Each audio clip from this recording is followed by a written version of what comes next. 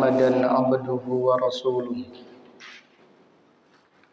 أما بعد فإن أصدق الحديث كتاب الله وخير الهدي هدي محمد صلى الله عليه وسلم وشر الأمور محدثاتها وكل محدثة بدعة وكل بدعة ضلالة وكل ضلالة في النار. اللهم فقهنا في الدين وعلمنا التأويل. اللهم إنا نسألك علما نافعا ورزقا طيبا وعملا متقبلا. اللهم إنا نعوذ بك من علم لا ينفع ومن قلب لا يخشع ومن نفس لا تشبع ومن دعوة لا يستجاب لها. Alhamdulillah, pada pagi yang berbahagia ini, yaitu hari Ahad tanggal 7 atau tanggal 6 bulan Rabiul Awal tahun 1444 Hijriah, dengan izin Allah Ta'ala kita melanjutkan kembali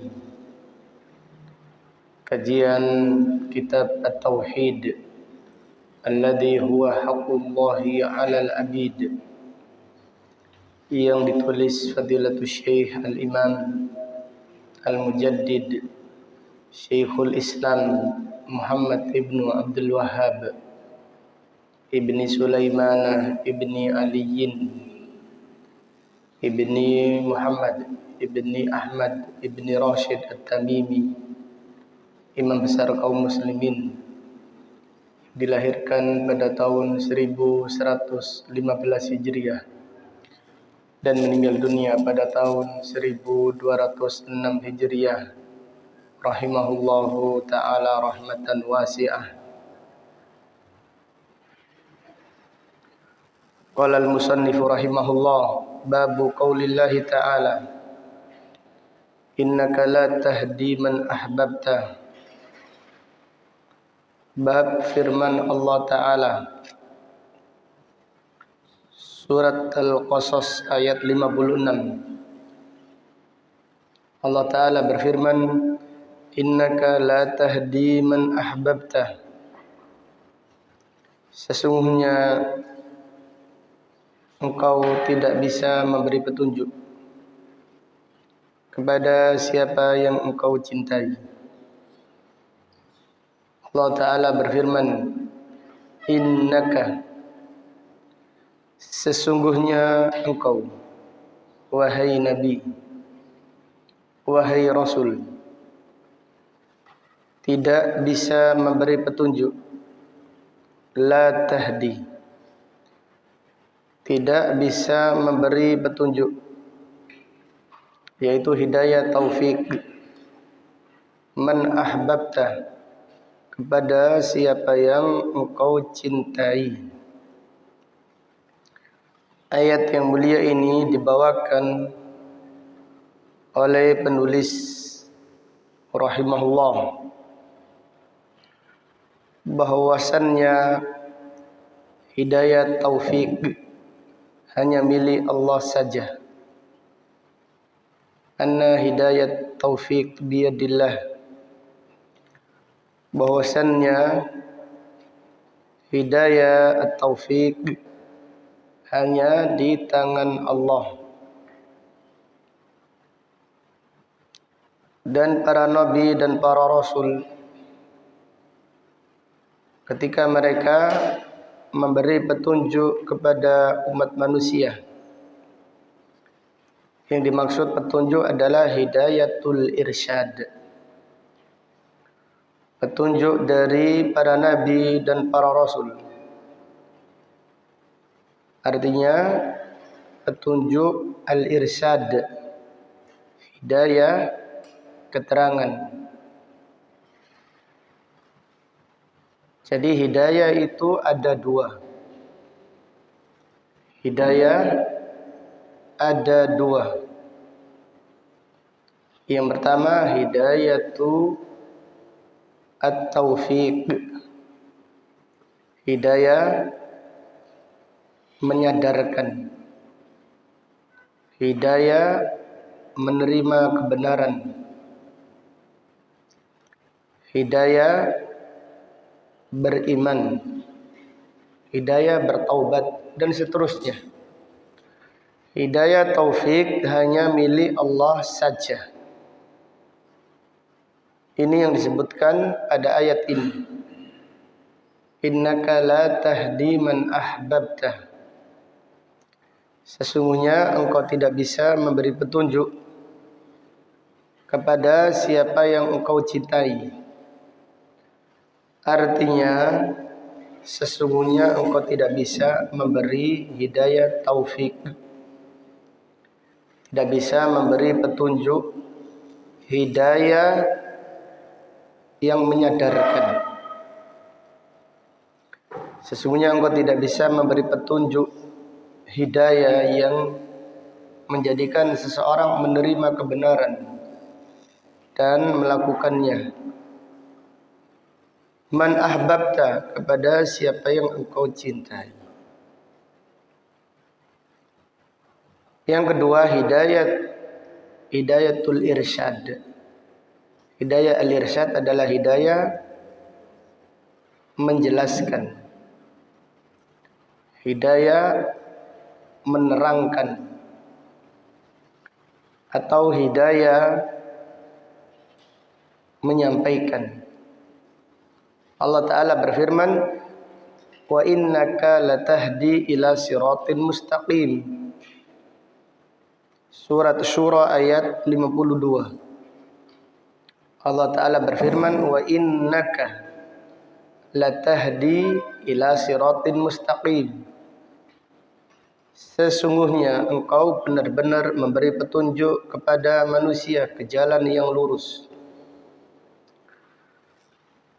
Sesungguhnya engkau benar-benar memberi petunjuk kepada manusia kepada jalan yang lurus. Petunjuk pada ayat ini artinya hidayah apa ya ikhwah? Hidayah al-irsyad. Itu para nabi, para rasul, para ulama, para asatidah. Mereka memberi petunjuk kepada manusia. Artinya mereka mengajarkan. Artinya mereka mengarahkan, mencerahkan, menyampaikan, mendakwakan. Jadi hidayah petunjuk, hidayah itu ada dua, hidayatul irsyad dan hidayah apa? Taufik.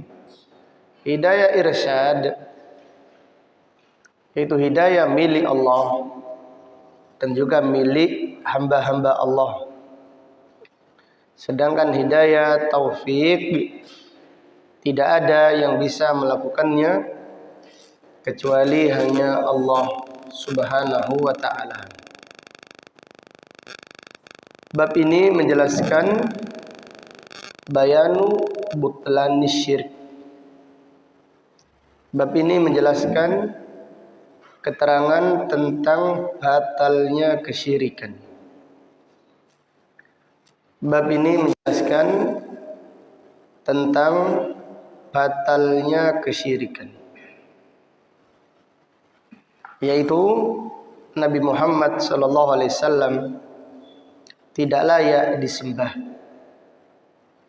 tidak layak diibadahi, karena Nabi SAW tidak bisa memberi petunjuk kepada pamannya sendiri. Karena Nabi Muhammad SAW tidak bisa memberi petunjuk kepada pamannya sendiri. Jadi Nabi SAW masih memiliki kekurangan. Dan yang memiliki kekurangan tidak boleh disembah dan tidak boleh diibadahi. Karena syarat diibadahi harus memiliki sifat yang sempurna. Karena syarat diibadahi harus memiliki sifat yang sempurna. Maka ayat ini atau bab ini menjelaskan batalnya kesyirikan, yaitu Nabi Muhammad SAW tidak boleh disembah dan diibadahi dari selain Allah. Mana bukti dari ayat ini? Bukti dari ayat ini yaitu Nabi Muhammad SAW tidak bisa memberi petunjuk, tidak bisa menyadarkan pamannya yang tercinta yaitu Abu Talib supaya masuk ke dalam agama Islam. Karena hidayah taufik tidak ada yang bisa melakukannya, tidak ada yang memilikinya kecuali hanya Allah Subhanahu wa ta'ala. Jadi hidayah taufik hanya milik Allah Subhanahu wa ta'ala, maka hanya Allah sajalah yang berhak disembah dan yang berhak diibadahi. Kemudian penulis berkata, wa fis sahihi anis an ibnil Musayyab an abihi, dan di dalam hadis yang sahih, hadis yang diriwayatkan oleh Imam Bukhari dan Muslim dari Sa'id ibnul Musayyab, dari ayahnya ia berkata, Sa'id ibnul Musayyab adalah sayyidut tabi'in, tuannya tabi'in. Wa kana ra'san fil ilmi wal amal. Beliau adalah ra'san, orang yang terdepan di dalam ilmu dan amal. Sa'id ibnul Musayyab menantunya sahabat Abu Hurairah radhiyallahu anhu. Sa'id ibnul Musayyab menantunya sahabat Abu Hurairah radhiyallahu anhu. Sa'id ibnul Musayyab tidak pernah ketinggalan takbiratul ihram selama 50 tahun. Di Sa'id ibnul Musayyab tidak pernah ketinggalan takbiratul ihram bersama imam selama 50 tahun.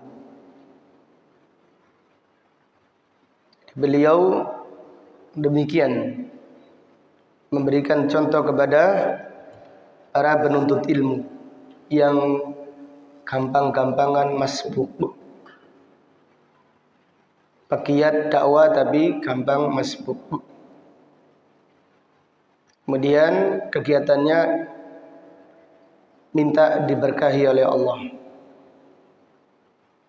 Ini pegiat dakwah adalah orang yang seharusnya pertama kali berlomba-lomba mengamalkan isi dakwah.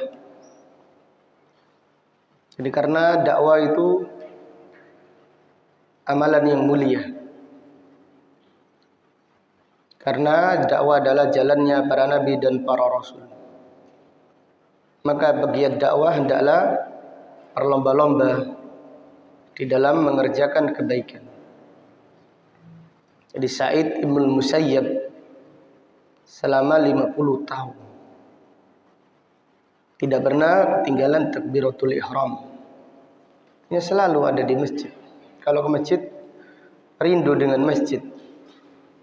Qalbuhu mu'allaqun bil masajid. Hatinya digantung di masjid. Tidak keluar dari masjid kecuali berdoa supaya minta kembali ke masjid. Jadi ini yang hendaklah kita jadikan bahan evaluasi. di jalan dakwah kita atau di jalan kita menuntut ilmu, yang suka masbuk, yang suka bahkan ketinggalan jamaah selesai baru datang, dalam memperbaiki dirinya,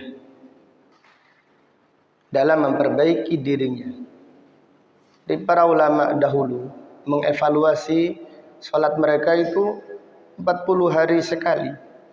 Kapan masbuknya?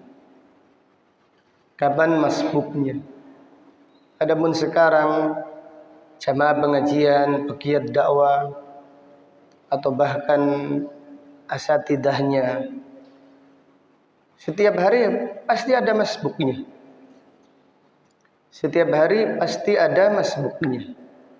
Kita tidak mengatakan yaitu satu pekan pasti ada masbuknya. Setiap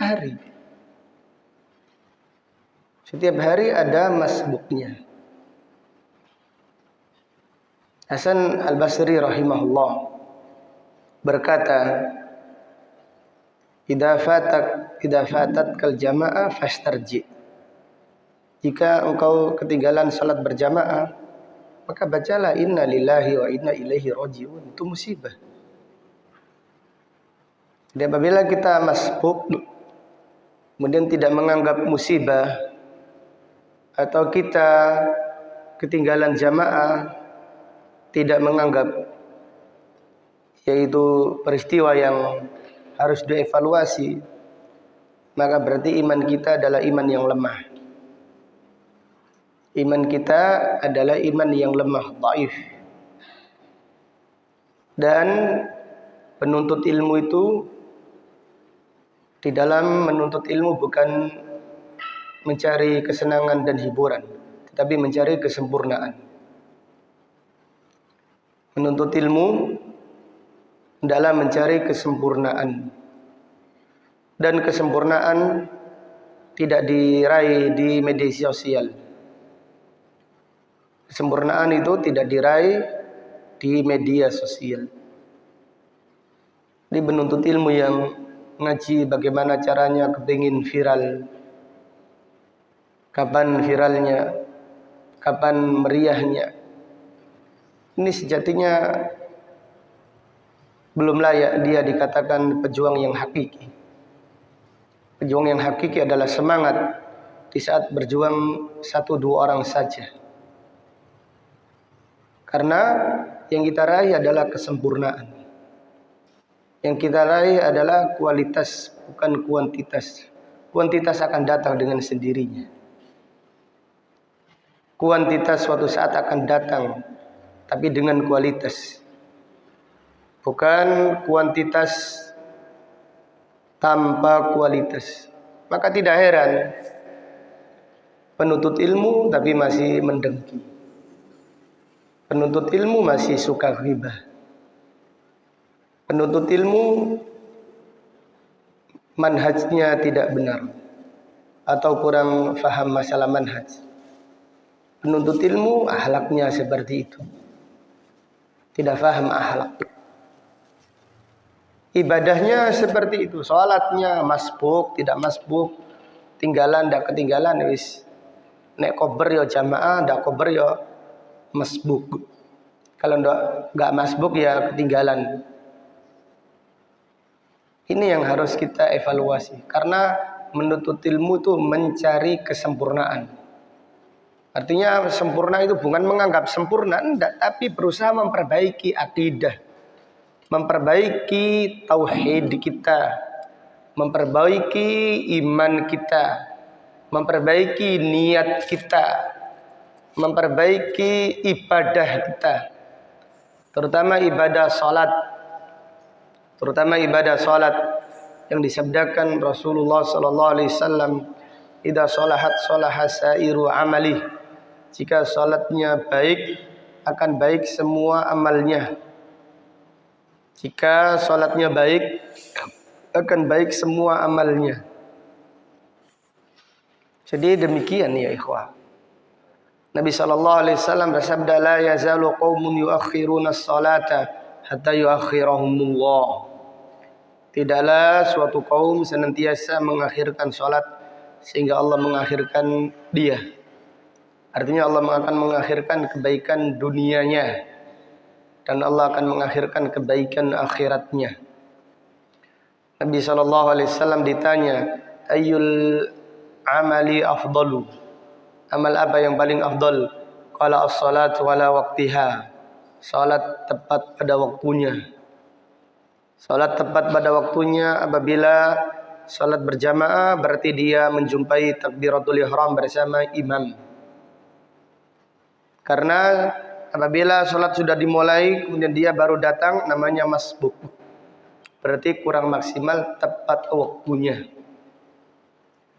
Nabi SAW bersabda, "Man shalla lillahi arba'ina yawman yudriku takbiratal ula kutibat lahu bara'atun minan nifaq wa bara'atun minan nar."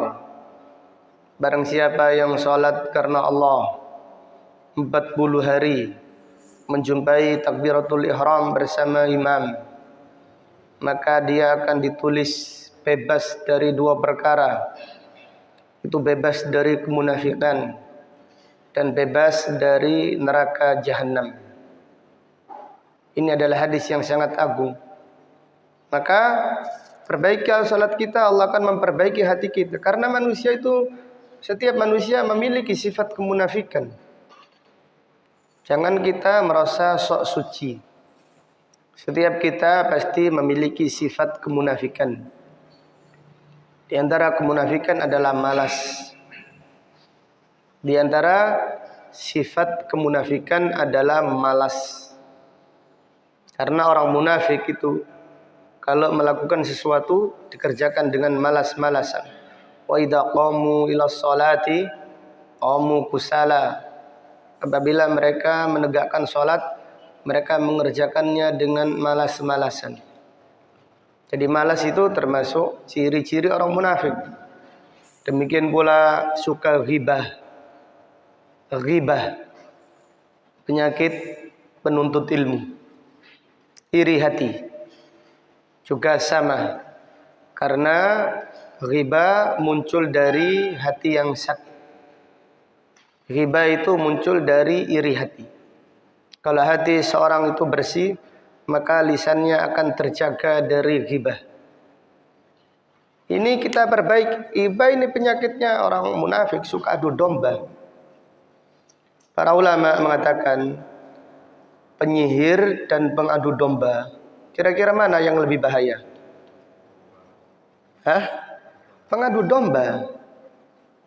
Penyihir menyihir selama berbulan-bulan tidak berhasil. Adu domba sekejap mata sudah. Sekali ngomong merusak hubungan dua orang yang saling mencintai karena Allah. Kenapa kok bisa muncul adu domba? Ya karena ini loh.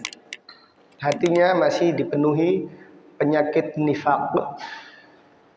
Jadi penyakit nifak itu adu domba, dusta, pamrih.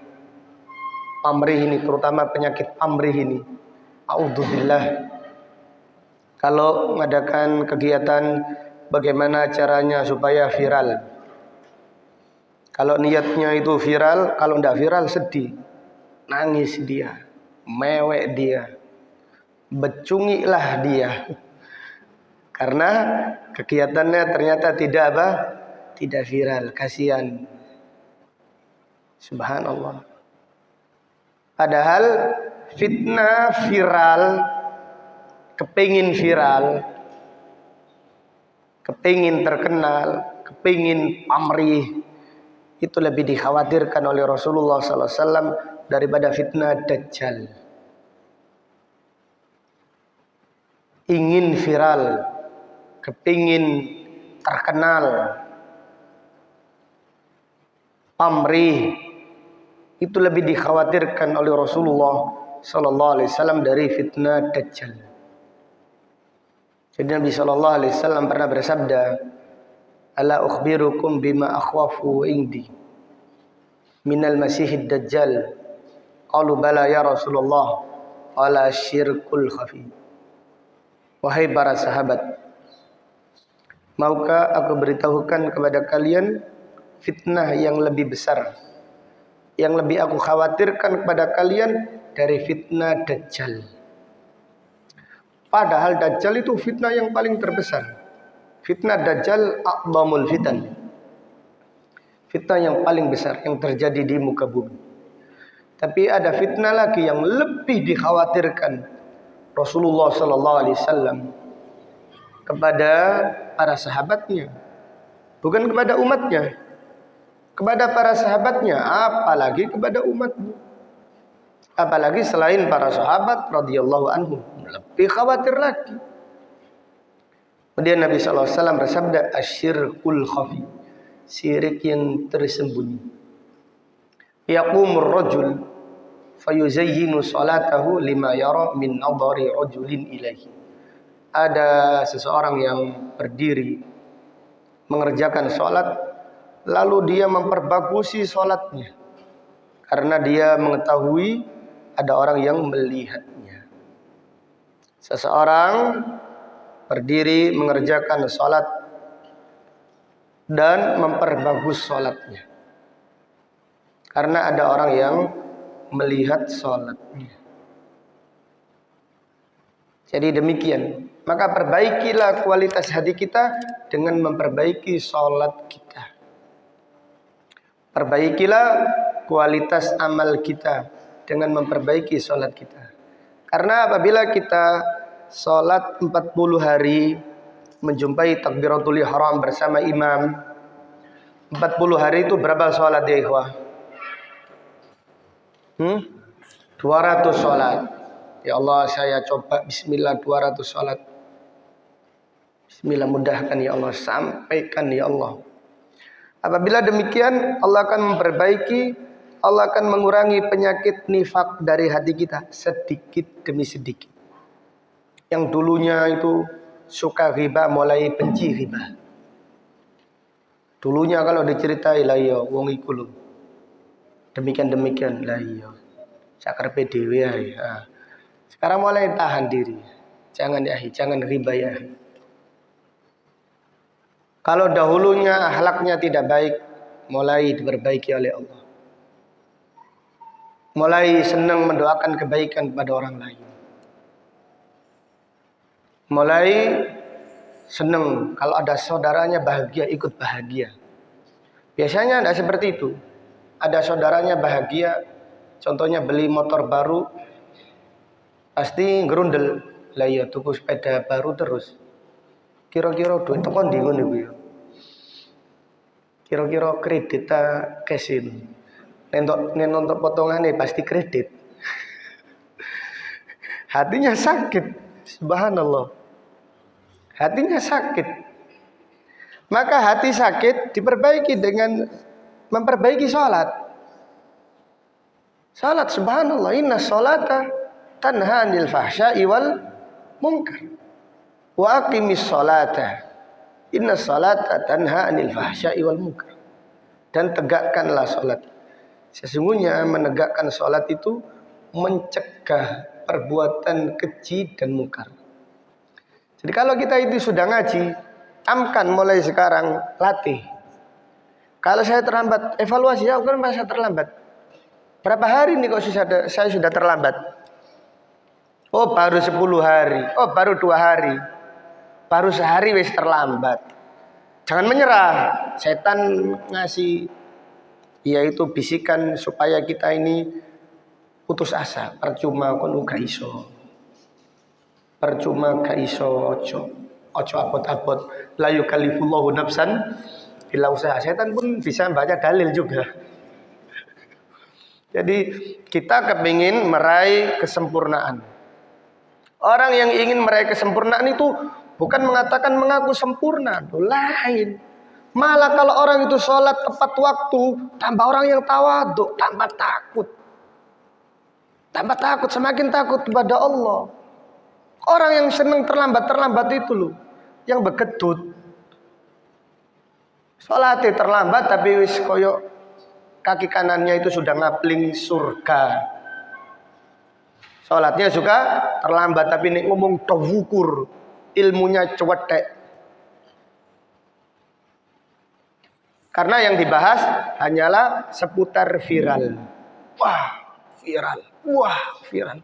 Duh, ada ini loh, di dalam ngaji itu kesempurnaan apa yang diraih?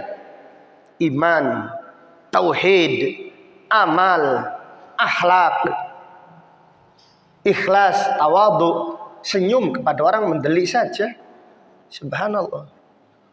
Kepada sudah ngaji tetapi kepada orang lain nggak bisa senyum. Nggak tahu, mungkin giginya sakit mungkin. Nggak bisa senyum. Senyum salam, assalamualaikum. Gimana kabarnya Pak? Masya Allah, Allahumma barik. Semoga selalu dijaga oleh Allah. Nggak bisa, lisannya yaitu keluh. Lisannya terkunci mengatakan demikian. Ini perlu diperbaiki. Maka dengan cara apa? Perbaikilah sholat kita.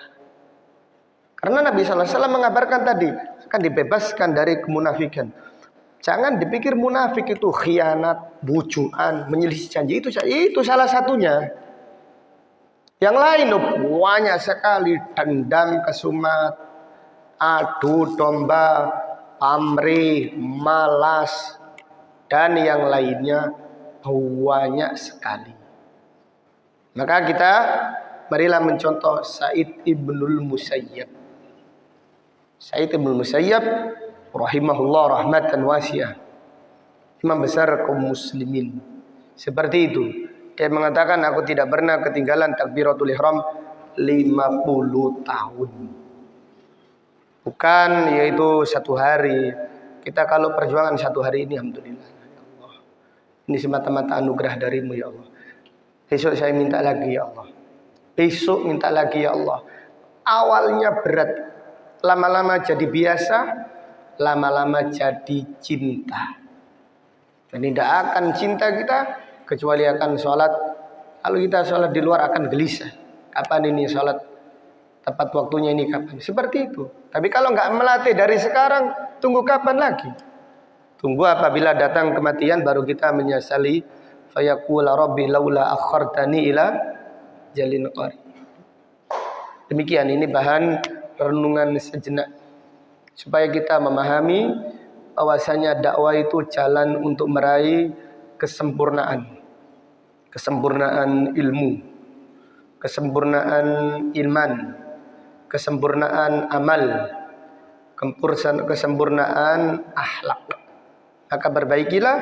Salah satunya selain dari dengan menuntut ilmu, itu dengan memperbaiki sholat kita.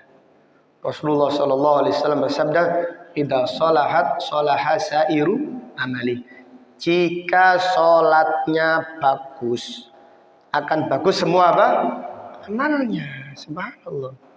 Jadi dijamin sudah.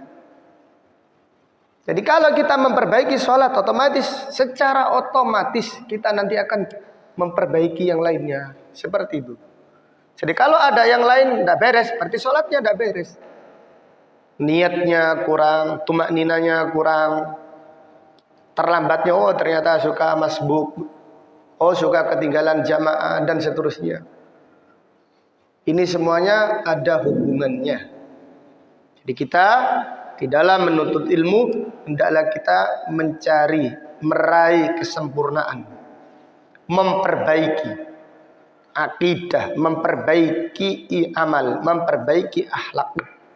Demikian. Wallahu ta'ala a'lam. Kembali kepada hadis dari Sa'id ibnul Musayyab dari ayahnya. Ia berkata, lamma hadarat Aba Talibin al-wafatu, tatkala Abu Talib didatangi kematiannya, ja'ahu Rasulullah sallallahu alaihi wasallam, datanglah Rasulullah sallallahu alaihi wasallam menjenguknya.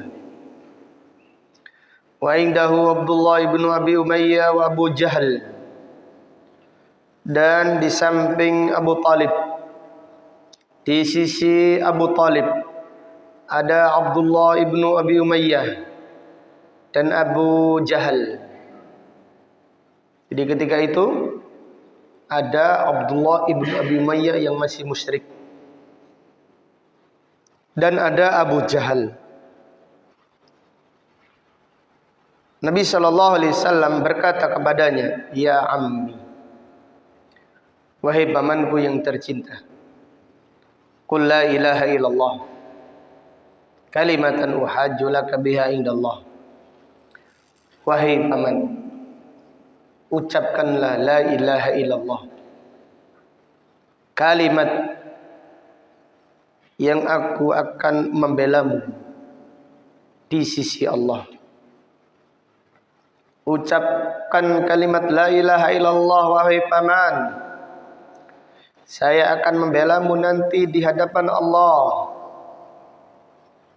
Faqala lahu wa targhabu an millati Abdul Muttalib.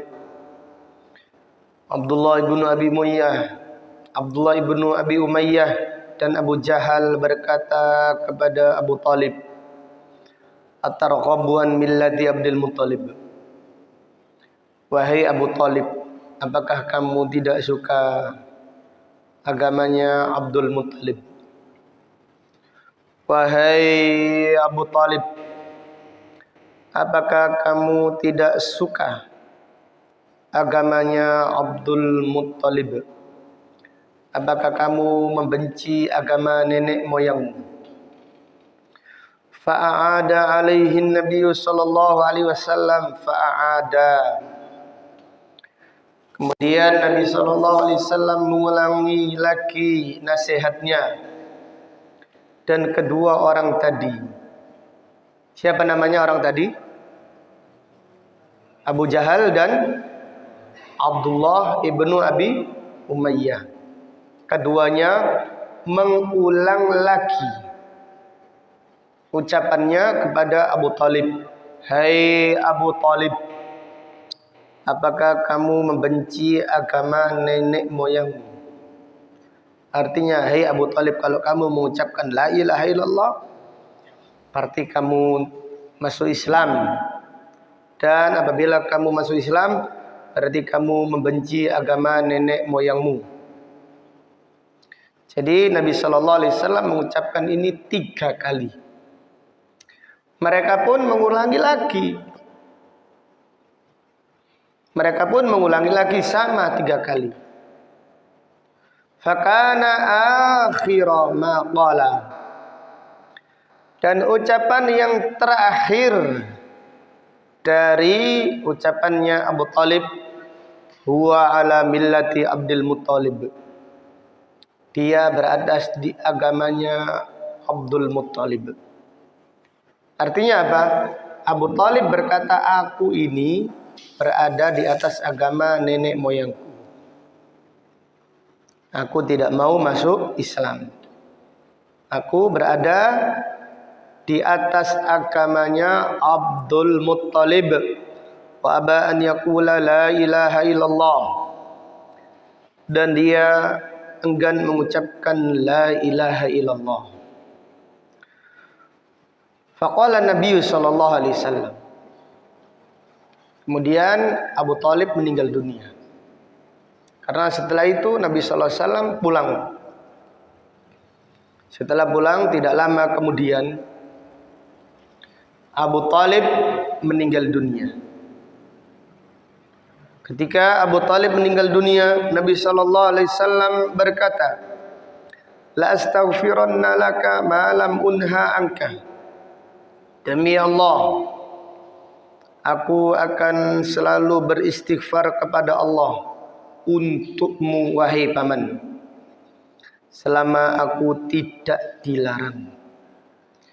Demi Allah, aku akan selalu istighfar kepada Allah untukmu wahai paman, selama aku tidak dilarang oleh Allah Subhanahu wa ta'ala. Fa'anzalallahu azza wa jalla, maka Allah azza wa jalla menurunkan firman-Nya, "Ma kana lin nabiyyi walladzina amanu an yastaghfiru lil musyrikin. Tidak patut seorang nabi, tidak layak seorang nabi, dan juga orang-orang yang beriman tidak patut bagi mereka an yastaghfiru lil musyrikin, beristighfar, memohon ampun kepada Allah untuk kaum musyrikin. Walau kanu uli qurba, walaupun mereka itu kerabat dekat. Walau kanu uli qurba, walaupun mereka adalah kerabat dekat. Min ba'di ma tabayyana lahum annahum ashabul jahim. Setelah jelas bagi mereka bahwasanya mereka adalah penghuni neraka Jahannam. Wa anzalallahu fi Abi Thalib, Allah menurunkan firman-Nya tentang Abu Talib, innaka la tahdi man ahbabta walakinallaha yahdi man yasha wa huwa a'lamu bil muhtadin. Allah Ta'ala berfirman tentang Abu Talib, sesungguhnya engkau tidak bisa memberi petunjuk. Yaitu petunjuk apa ya ikhwah? Petunjuk taufik. Sesungguhnya engkau tidak bisa memberi petunjuk. Sesungguhnya engkau tidak bisa memberi hidayah taufik kepada siapa yang engkau cintai. Akan tetapi Allah memberi petunjuk kepada siapa yang Allah kehendaki. Lalu Allah berfirman, wa huwa a'lamu bil muhtadin. Dan Allah Maha mengetahui siapakah orang yang ingin mendapatkan petunjuk. Jadi Abu Talib ini tidak mau mendapatkan petunjuk. Karena Abu Talib ini gengsi, malu. Dikatakan membelot dari ajaran nenek moyang. Padahal Abu Talib mengetahui dan meyakini bahwasannya agama Nabi Muhammad SAW adalah agama yang terbaik. Tapi demikianlah, karena faktor gengsi, karena bahayanya sahabat yang tidak baik, sehingga Abu Talib di akhir hayatnya enggan mengucapkan la ilaha illallah dan meninggal dalam keadaan musyrik, menyekutukan Allah Subhanahu wa ta'ala. Kesimpulan bab ini dibawakan oleh penulis untuk menjelaskan batalnya kesyirikan dan bahwasannya Nabi SAW tidak layak disembah dan diibadahi dari selain Allah.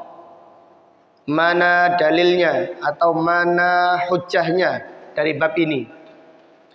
Yaitu pendalilannya bahwasannya Nabi SAW tidak bisa memberi petunjuk kepada pamannya sendiri untuk masuk ke dalam agama Islam. Karena yang memiliki petunjuk hanyalah Allah Subhanahu wa ta'ala. Karena yang memiliki hidayah taufik hanyalah Allah Subhanahu wa ta'ala. Wallahu ta'ala a'lam. Kemudian penulis berkata fihi masailu. Dari bab ini terdapat yaitu beberapa faedah yang bisa diambil. Al-ula, yang pertama, tafsiru innaka la tahdi man ahbabta. Tafsir firman Allah, sesungguhnya engkau tidak bisa memberi petunjuk kepada siapa yang engkau cintai. Jadi Nabi SAW tidak memiliki hidayah taufik. Kalau sekiranya Nabi Muhammad SAW memiliki hidayah taufik, maka semua orang Quraisy tidak ada satupun yang tidak masuk Islam, termasuk Abu Lahab, termasuk Abu Jahal. termasuk Umayyah bin Khalaf, Abu Talib, otomatis pasti semuanya masuk ke dalam agama Islam. Akan tetapi para nabi dan para rasul itu manusia, seorang hamba, bukan sesembahan dari selain Allah. Dan yang memiliki hidayah taufik hanyalah Allah Subhanahu wa ta'ala semata. Maka apabila demikian, ibadah ini hanya miliknya Allah saja, hanya diarahkan kepada Allah Subhanahu wa ta'ala.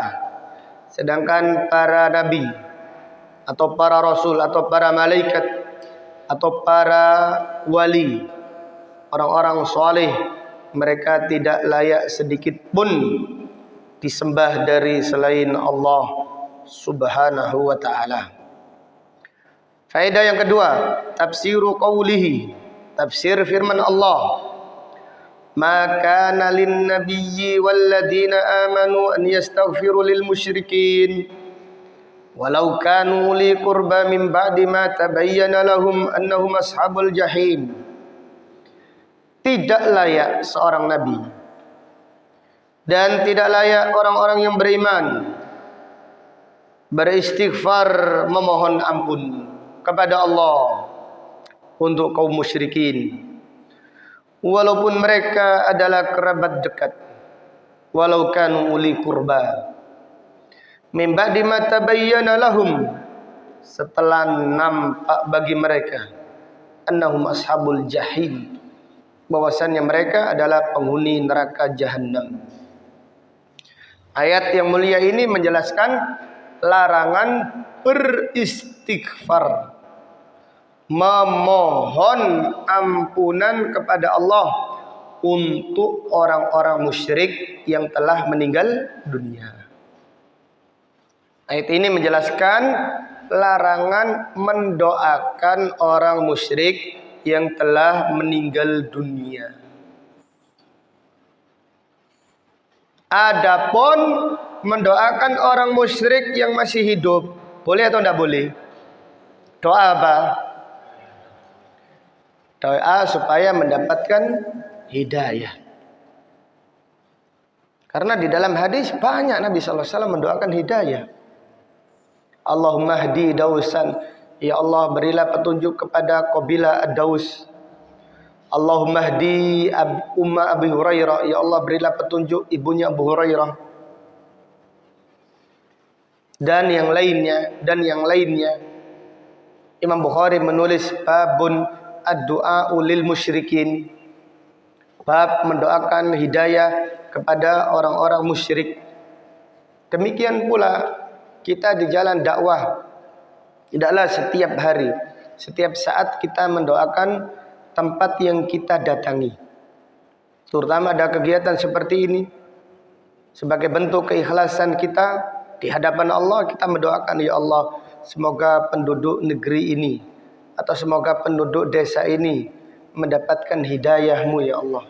Berilah petunjuk kepada mereka yang tidak paham. Demikian dengan semangat. Walaupun yang hadir satu, tapi semangat. Itu lebih mulia di sisi Allah daripada ribuan yang melempem. Hadir dengan jiwa dan raga, dengan keikhlasan, dengan semangat, membawa misi, yaitu melanjutkan perjuangan para nabi dan para rasul, melanjutkan perjuangan Nabi Muhammad SAW dan para sahabatnya. Seperti itu, sholat tahiyatul masjid, sholat duha, di tengah-tengah sholatnya, di saat sujudnya, mendoakan, ya Allah, Allahumma hdi ahla hadhil qaryah, ya Allah berilah petunjuk kepada penduduk desa ini, kepada tauhid, kepada sunnah, kepada Islam yang sahih. Demikian, ini bentuk keikhlasan, ini bentuk ketulusan, dan tidak perlu diviralkan. Habis mendoakan, pasang status, alhamdulillah baru saja mendoakan masyarakat Lebani supaya mendapatkan hidayah, amin. Nanti jempolnya banyak, jending. Wah, masya Allah, sampai ini orang baik sampai ini. Tapi ketoknya tidak baik sampai. Ternyata sampai berhati lembut juga. Iya, saya ini kelihatannya sangar, tapi saya memiliki hati yang lembut seperti kue lapis. Subhanallah. Allahul musta'an. Jadi seperti itu. Jadi maksud ayat ini mendoakan orang musyrik yang telah meninggal dunia tidak dibolehkan. Dilarang oleh Allah. Akan tetapi mendoakan orang musyrik yang masih hidup, sing seger waras, tidak mengapa. Bahkan kita dianjurkan mendoakan mereka. Kita dianjurkan mendoakan mereka supaya diberi petunjuk oleh Allah, supaya dibimbing oleh Allah untuk bertaubat, untuk meninggalkan kekufurannya, meninggalkan kesyirikan. Pada masyarakat yang awam terus kita doakan, walaupun kita dibenci, walaupun kita digunjing, walaupun kita dirasani, tidak masalah. Tak kenal maka tak sayang. Balaslah keburukan dengan apa? Kebaikan. Salah satu kebaikan adalah doa. Salah satu kebaikan adalah doa. Kita sebentar lagi ada ritual kegiatan-kegiatan, contohnya Maulid Nabi SAW. Kita kan tidak ikut.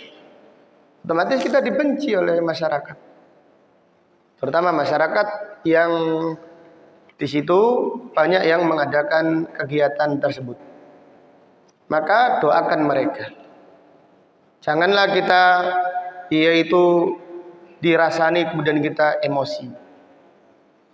Dan manhaj lurus itu tidak harus kereng. Karena tanda manhaj seorang itu baik, dia tidak ikut-ikutan acara-acara yang menyelisih sunnah, tapi akhlaknya juga apa? Baik. Bukan berarti orang itu Masya Allah mendelik terus, kemudian Masya Allah mencicilai dia, kerang gak benar nyapa orang. Wah ini Masya Allah manhajnya lurus orang ini. Manhajnya lurus, akidahnya mantap orang itu. Erun tekan dia, gak tau nyopo tonggo. Gak tau nyopo tonggo berarti manhajnya lurus. Ya lurus tapi nabrak-nabrak akhirnya. Karena orang yang jalannya lurus kan nabrak terus.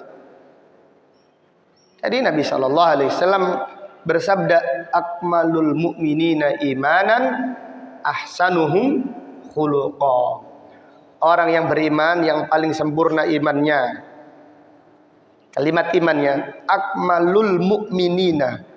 Orang yang beriman yang paling sempurna imannya. Orang yang paling kuat akidahnya. Orang yang paling lurus manhajnya. Ahsanuhum khuluqa. Orang yang paling mulia akhlaknya. Allahu Akbar. Jadi ada hubungannya akidah, ibadah dan muamalah. Ini tidak bisa dipisahkan. Ini tidak bisa dipisahkan. Kembali kepada pembahasan mendoakan orang musyrik yang telah meninggal dunia, ini yang dilarang. Adapun mendoakan orang musyrik yang masih hidup supaya mendapatkan hidayah, maka ini dibolehkan, bahkan disunnahkan. Bahkan disunnahkan karena dicontohkan oleh Rasulullah sallallahu alaihi wasallam. As-salitsah, yang ketiga, wahiyal mas'alatul kabir, permasalahan besar. Tafsiru qawlihi qul la ilaha illallah. Tafsir sabda Nabi sallallahu alaihi wasallam, qul la ilaha illallah, katakanlah wahai paman la ilaha illallah. Bi khilafi ma alaihi man yadda'il ilm, berbeda dengan tafsir orang-orang yang mengaku memiliki. Tafsir la ilaha illallah adalah tidak ada sesembahan yang hak kecuali Allah. Bukan maknanya tidak ada pencipta selain Allah, atau tidak ada Tuhan selain Allah. Jadi tiada Tuhan selain Allah. Tuhan itu lebih dekat dengan makna Rabb. Tuhan itu lebih dekat dengan makna Rabb. Ini faedah dari Ustaz Abdurrahman Thayyib hafizahullah. Dan beliau adalah orang yang masalah akidah insyaallah beliau bidangnya dan pakarnya. Jadi masalah nama Rabb, tiada Tuhan selain Allah. Ini penafsiran yang salah. Karena Tuhan itu artinya Rabb. Sedangkan tiada la ilaha illallah artinya tidak ada sesembahan. Tidak ada sesembahan yang hak kecuali hanya Allah. Adapun kalau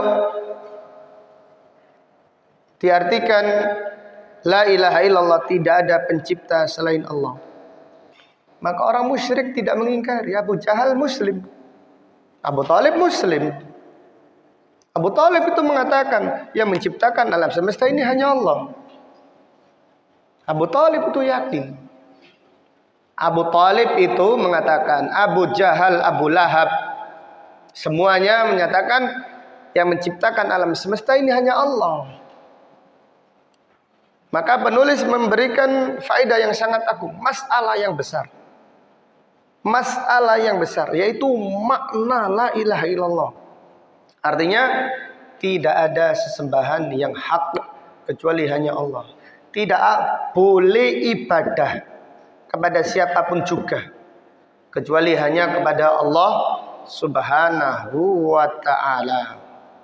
Kemudian faedah yang keempat, anna Aba Jahlin wa man ma'ahu ya'rifuna muradan Nabi sallallahu alaihi wasallam idza qala lirrajul qul la ilaha illallah. Bahwasannya Abu Jahal dan orang yang bersamanya mengetahui maksud Nabi sallallahu alaihi wasallam tatkala berkata kepada pamannya, "Qul la ilaha illallah." Abu Jahal faham. Abu Jahal itu faham makna la ilaha illallah. Konsekuensinya meninggalkan kesyirikan. Konsekuensinya mengatakan agama nenek moyang itu sesat dan kufur, syirik. Berhala-berhala yang ada di Masjidil Haram harus dihancurkan. Itu konsekuensi dari mengucapkan la ilaha illallah. Berdoa hanya kepada Allah, tawakal hanya kepada Allah, berkorban hanya kepada Allah, bernadar hanya karena Allah. Abu Jahal faham. Demikian pula orang-orang Quraisy faham. Bukan hanya sekedar lisan mengucapkan la ilaha illallah, tetapi masih melakukan apa? Kesyirikan. Maka penulis berkata, faqabbahahullah, faqabbahallahu. Maka sungguh Allah melaknat, sungguh Allah menjelekkan man Abu Jahal a'lamu minhu bi aslil Islam. Sungguh Allah menjelekkan orang yang Abu Jahal lebih faham tentang makna la ilaha illallah daripada dia. Jadi alangkah buruknya orang yang tidak faham makna la ilaha illallah, mengucapkan la ilaha illallah tapi seelok sedekah bumi, membaca la ilaha illallah tapi masih mempercayai rebo wekasan, baca la ilaha illallah tapi masih mengadakan ritual kesyirikan yang lainnya. Berarti dia tidak faham makna la ilaha illallah. Abu Jahal dalam hal ini lebih faham makna la ilaha illallah. Walaupun Abu Jahal enggan membaca la ilaha illallah karena Abu Jahal tahu konsekuensinya. Kalau dia mengucapkan la ilaha illallah berarti tidak boleh beribadah kepada selain Allah. 300 berhala yang ada di Masjidil Haram harus dihancurkan. Dan ini yang tidak disetujui, yang tidak diinginkan oleh Abu Jahal, oleh Abu Thalib dan yang lainnya. Padahal Abu Jahal itu tahu makna la ilaha illallah. Demikian. Kemudian faedah yang kelima, jidduhu sallallahu alaihi wasallam wa mubalaghatuhu fi islami ammihi. kesungguhan Nabi sallallahu alaihi wasallam di dalam mengislamkan pamannya. Semangat dan bersungguh-sungguh mengislamkan pamannya, yaitu Abu Talib. Karena Abu Talib ini pembela dakwah Nabi sallallahu alaihi wasallam. Akan tetapi Abu Talib tidak membela karena Allah. Akan tetapi Abu Talib tidak membela karena Allah. Membela karena fanatik kekeluargaan. Fanatik golongan. Karena Nabi sallallahu alaihi wasallam adalah keponakannya. Sehingga apa yang dilakukan Abu Talib itu tidak ada apa-apanya, tidak ada pahalanya di sisi Allah sedikit. Karena membela kebenaran itu mulia, tapi harus karena Allah, bukan karena golongan, bukan karena golongan, bukan karena fanatik atau karena tujuan yang lainnya. Tapi Abu Talib membela Nabi sallallahu alaihi wasallam, maka Nabi sallallahu alaihi wasallam mengajaknya untuk masuk Islam. Akan tetapi petunjuk, taufik, hidayah hanya milik Allah. Sehingga Abu Talib tidak mau masuk ke dalam agama Islam. Faedah yang keenam, ar-raddu ala man zama islama Abdul Muttalib wa aslafihi. Bantahan kepada orang-orang yang mengatakan bahwasannya Abdul Muttalib masuk Islam. Demikian pula nenek-nenek moyangnya Abdul Muttalib masuk Islam. Ini dari mana? Ini menyelisihi dalil yang sahih yang diriwayatkan oleh Imam Al-Bukhari. Jadi Abdul Muttalib meninggal dunia dalam keadaan syirik. Abu Talib juga sama. Dan yang lainnya. Dan yang lainnya mereka meninggal dunia dalam keadaan musyrik. Faedah yang ketujuh, kaunuhu sallallahu alaihi wasallam istaghfara lahu falam yughfar lahu bal nuhiya an dalik. Faedah yang ketujuh, Nabi sallallahu alaihi wasallam beristighfar kepada Allah untuk pamannya Abu Talib. Tapi Abu Talib tidak diampuni oleh Allah. Tetapi Abu Talib tidak diampuni oleh Allah. Padahal didoakan istighfar, didoakan ampunan oleh manusia yang paling mulia, yaitu oleh Nabi sallallahu alaihi wasallam. Namun Abu Talib tidak diampuni oleh Allah. Bal nuhiya an dalik. Bahkan Nabi sallallahu alaihi wasallam dilarang setelah itu. Bukan hanya tidak diampuni, dilarang beristighfar lagi.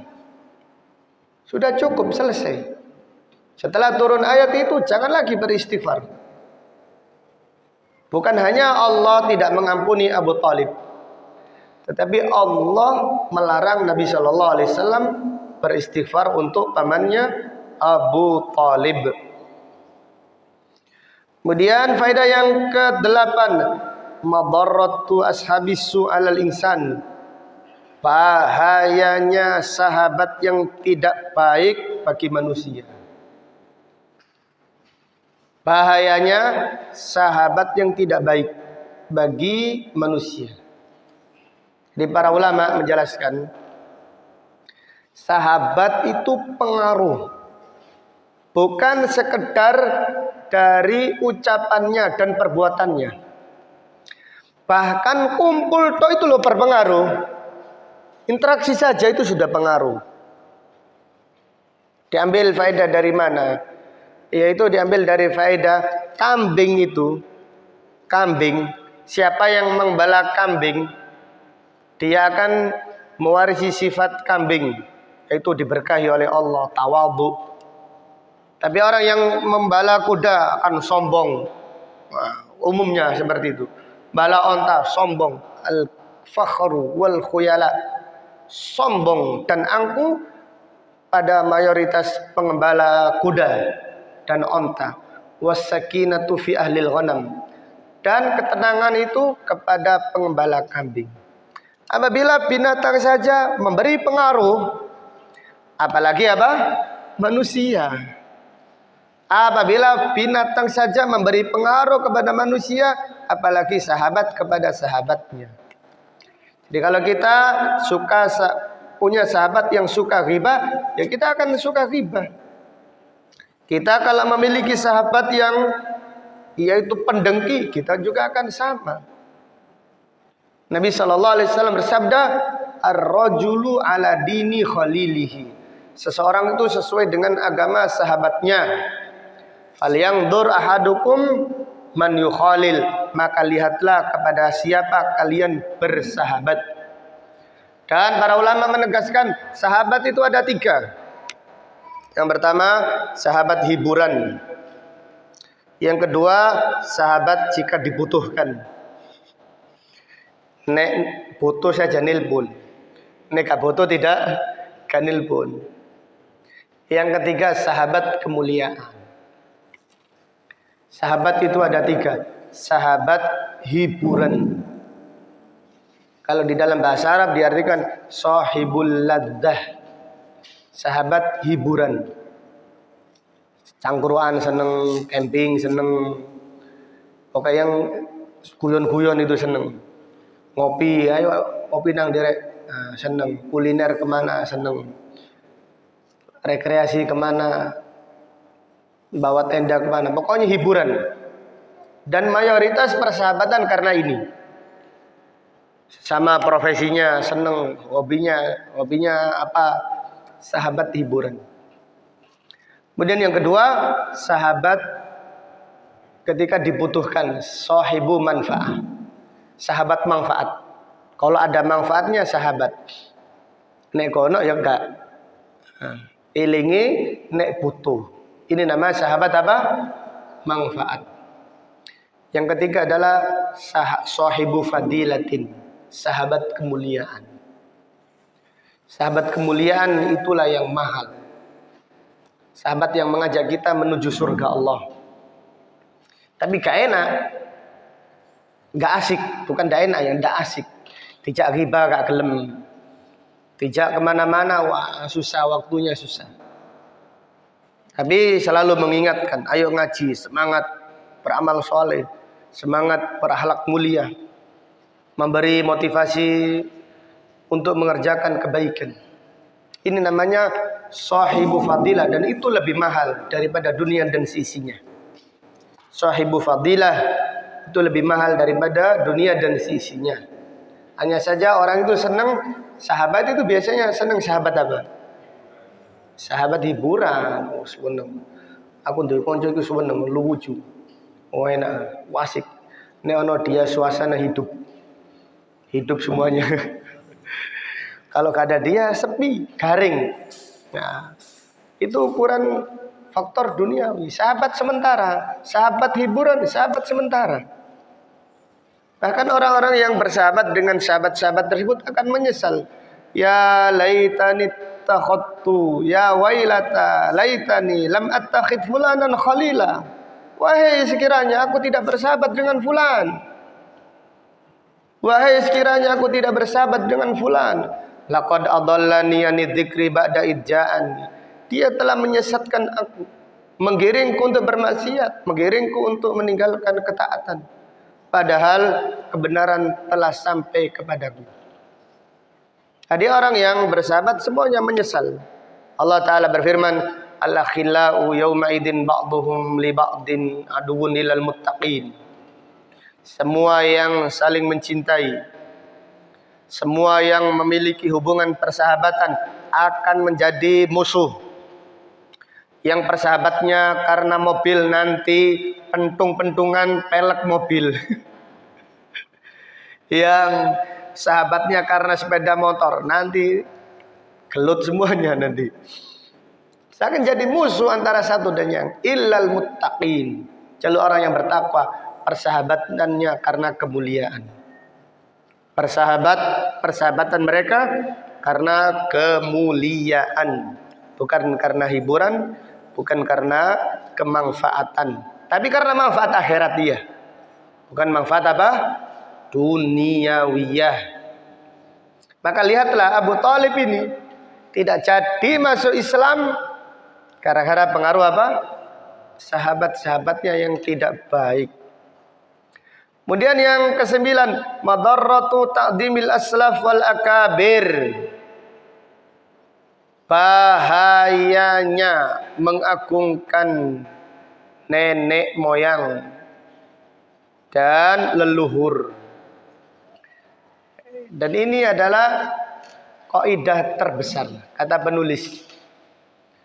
Kaidah terbesar semua orang-orang kafir, yaitu berpegang teguh dengan ajaran nenek moyang, melestarikan tradisi leluhur. Itu adalah kaidah terbesar, dalil terbesar semua orang kafir semenjak zamannya Nabi Nuh sampai hari kiamat. Kenapa sampean mengadakan ritual sedekah bumi? Dalilnya apa? Tradisi apa? Nenek moyang.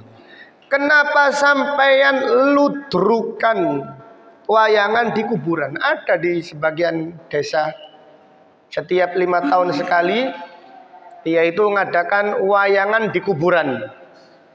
Karena dulu nenek moyangnya suka wayangan.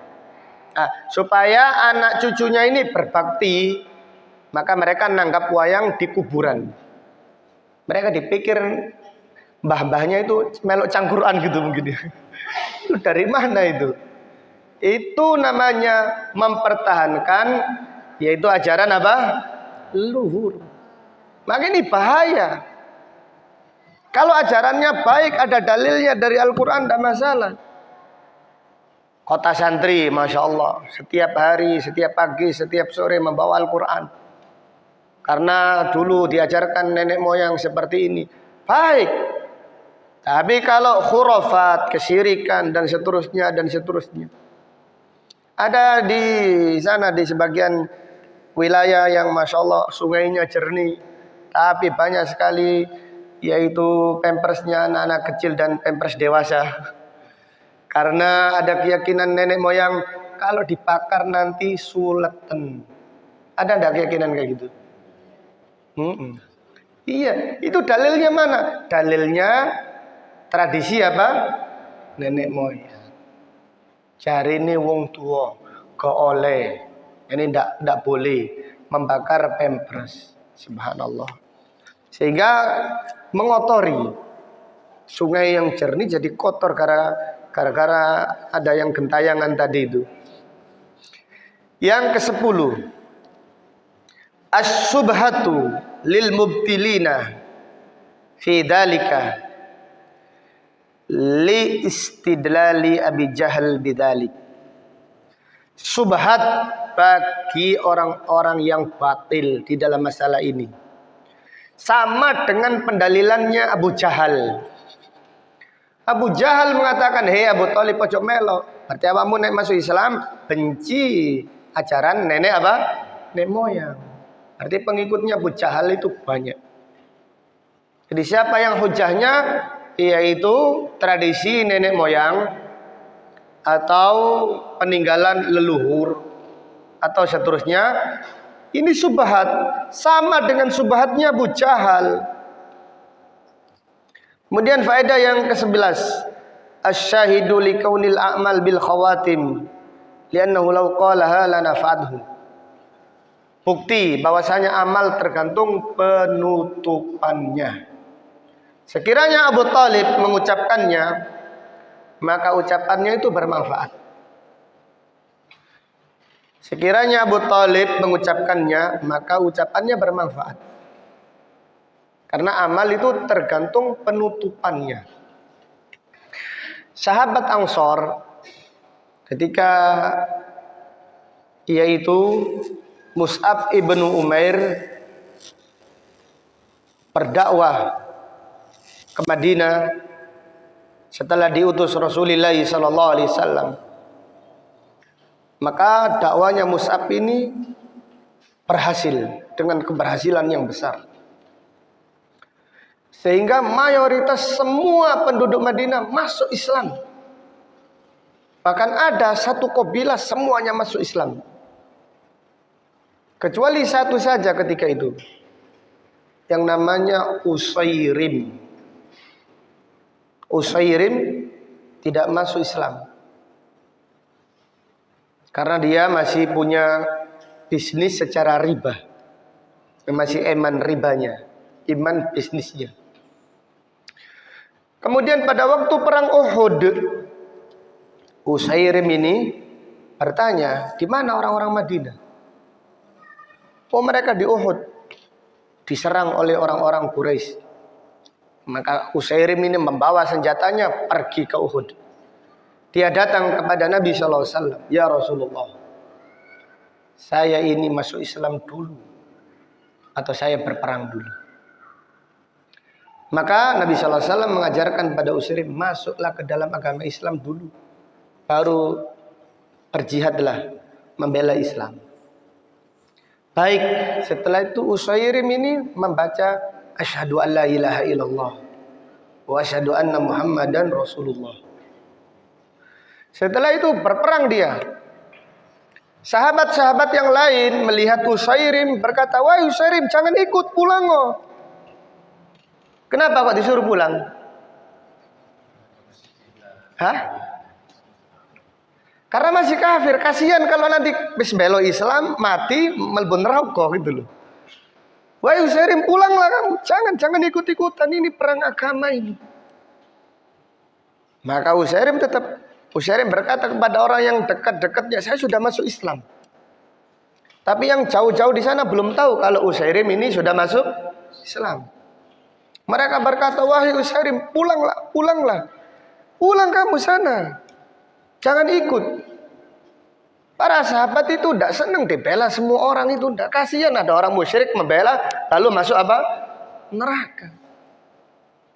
Tapi Usairim ini sudah masuk Islam. Maka orang itu kalau ada di dalam hatinya keinginan masuk Islam, di akhir hayatnya Allah akan memberi petunjuk. Lain halnya Abu Thalib. Abu Thalib itu tidak ada keinginan masuk Islam. Karena gengsi, karena yaitu mempertahankan akidah nenek moyang. Sedangkan Usairim ini berkata, ya Rasulullah, dia sudah cinta Islam, kepingin masuk Islam, tapi tidak masuk Islam gara-gara bisnis ribanya tadi. Lalu dia menyatakan masuk Islam dan berperang, pada akhirnya meninggal dunia. Para sahabat yang belum tahu Islamnya Usairim kaget. Duh, ini siapa ini? Yang sudah tahu kalau dia ini masuk Islam, ya tidak terlalu kaget. Lalu para sahabat datang kepada Nabi SAW, ya Rasulullah, Usairim ini meninggal dunia. Maka Nabi SAW mengatakan, huwa fil jannah, dia di surga. Dia di surga. Para sahabat berkata, ya Rasulullah, tidak pernah beramal sekalipun, tidak pernah sujud sekalipun, tidak pernah wudhu sekalipun. Maka dalam hadis Bukhari, Nabi SAW bersabda, amila qalilan wa ujira kathiran. Amalnya sedikit tapi pahalanya banyak di sisi Allah. Amila qalilan wa ujira kathiran. Amalnya sedikit tetapi yaitu pahalanya banyak di sisi Allah Subhanahu wa taala. Jadi inilah amal itu tergantung pada apa? Akhirannya, pada penutupannya. Kemudian pertanyaan, apa bedanya Abu Thalib dengan Fir'aun? Sekiranya Abu Thalib mengucapkan la ilaha illallah, kok bermanfaat? Sekiranya Abu Thalib membaca la ilaha illallah, kok bermanfaat? Sedangkan Fir'aun membaca la ilaha illallah tidak bermanfaat. Apa bedanya? Apa Bang Hakim?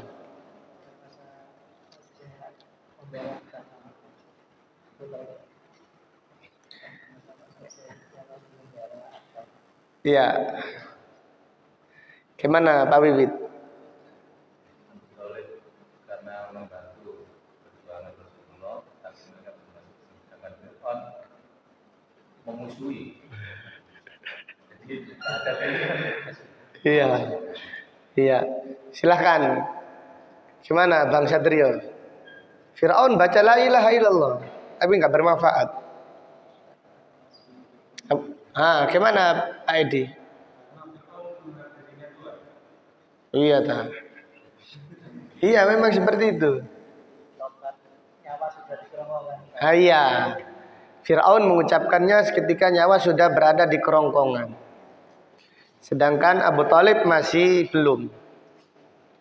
Masih bisa berbicara. Jadi Nabi Sallallahu Alaihi Wasallam mendatangi Abu Thalib dalam keadaan dekat dengan kematiannya, tapi nyawa belum dicabut. Tapi kalau nyawanya sudah dicabut, ya Abu Thalib tetap membaca la ilaha illallah. Tapi nggak berfungsi. Kenapa? Karena setiap orang meninggal dunia dibuka tabir yang menyelimuti, yang menyelimutinya selama ini dibuka tabirnya, maka mereka semua menyatakan iman seperti Fir'aun menyatakan la ilaha illallah. Demikian pula selain Fir'aun, Abdullah bin Abbas mengatakan semua Yahudi, semua Nasrani, semua orang musyrik di hari mereka meninggal dunia diperlihatkan kebenarannya Rasulullah SAW. Lalu mereka beriman, namun iman mereka tidak bermanfaat. Karena iman yang bermanfaat itu al-imanu bil ghaib. Iman dengan ghaib. Tapi kalau sudah mati itu sudah beriman dengan musyahadah, sudah melihat malaikat pencabut nyawa. Kebenaran Islam sudah diperlihatkan. Kebatilan syirik sudah diperlihatkan. Maka Abu Thalib pun masuk Islam seperti Fir'aun. Tetapi ketika itu tidak lagi bermanfaat. Hanya Abu Thalib ini tidak ada dalil secara khusus. Tetapi ada dalil secara umum. Ya seperti Fir'aun. Seperti Fir'aun. Allah Ta'ala berfirman, "Wa im min ahlil kitabi illa la yu'minanna bihi qabla mautih." Tidak ada satupun ahlul kitab pasti beriman kepada Nabi Isa alaihissalam sebelum kematian mereka. Artinya apa? Orang-orang Yahudi yang ngeroyok Nabi Isa alaihissalam, lalu Nabi Isa diangkat ke langit. Tidak ada satupun dari mereka yang meninggal dunia kecuali menyesal. Dahulu berupaya untuk membunuh Nabi Isa. Maka mereka beriman. Yahudi beriman di hari kematiannya, tapi tidak diterima oleh Allah Subhanahu wa ta'ala. Abdullah bin Abbas berkata, demikian pula semua Yahudi, semua Nasrani, semua orang musyrik di hari kematian mereka beriman kepada Nabi Muhammad SAW. Tapi keimanan mereka tidak diterima oleh Allah. Karena nyawa sudah di tenggorokan. Maka jawabannya seperti itu. Wallahu ta'ala alam. Faedah terakhir, at-ta'ammul fi kibari hadhihi syubhah fi qulubid dhallin. Lianna fil qissa annahum lam yujadiluhu illa biha. Ma'a mubalaghatihi sallallahu alaihi wasallam wa takririhi. Fali ajli adhamatiha wa wuduhiha indahum iktasaru 'alaiha. Mencermati besarnya subhat ini di hati orang-orang yang tersesat, yaitu subhat fanatik nenek moyang. Itu sangat besar sekali. Maka penulis dalam kitab yang lain, kitab Masail Jahiliyah, tradisi Jahiliyah, mengatakan ini adalah qaidah kubra. Fanatik dengan ajaran nenek moyang itu qaidatun kubra, kaidah terbesar bagi orang-orang yang menyimpang.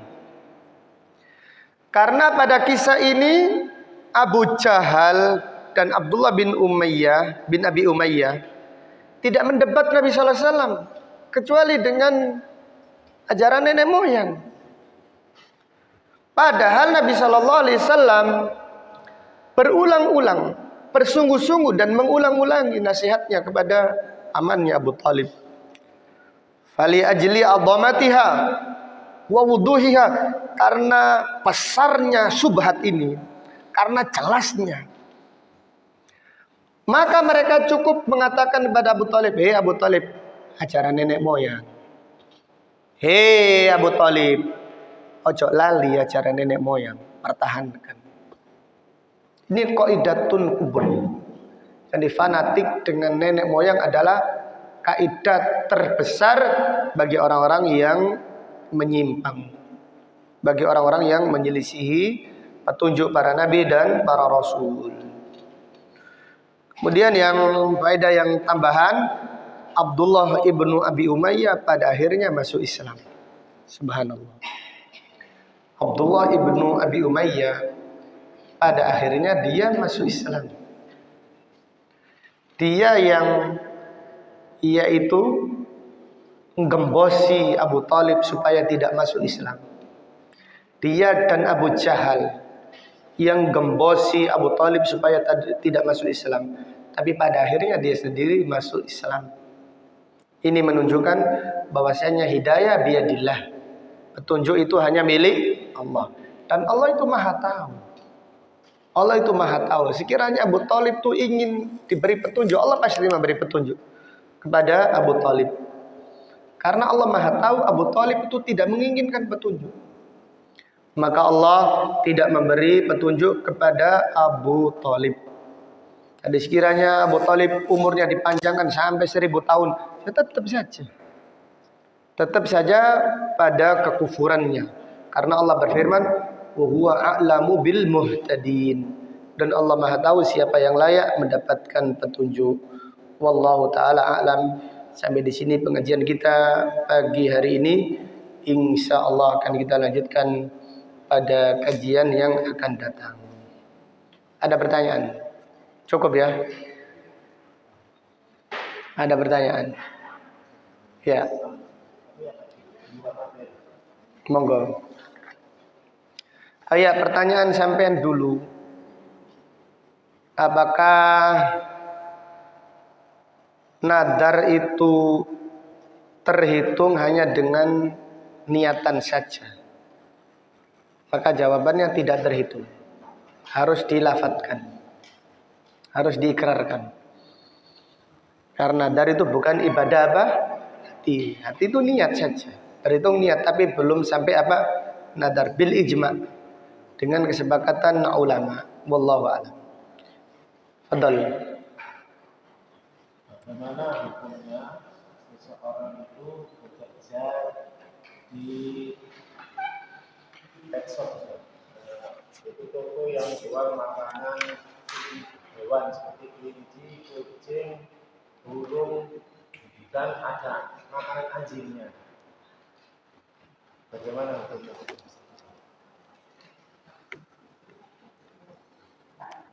Jadi dia kerja di pabrik yang memproduksi semua makanan hewan.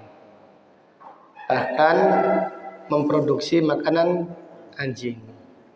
Jadi ada halalnya, ada tidak halalnya. Nabi SAW bersabda, innal halala bayyinun wal harama bayyinun wa bainahuma umurun mustabihat. Sesungguhnya yang halal itu jelas, yang haram itu apa? Jelas. Antara keduanya ada perkara yang syubhat.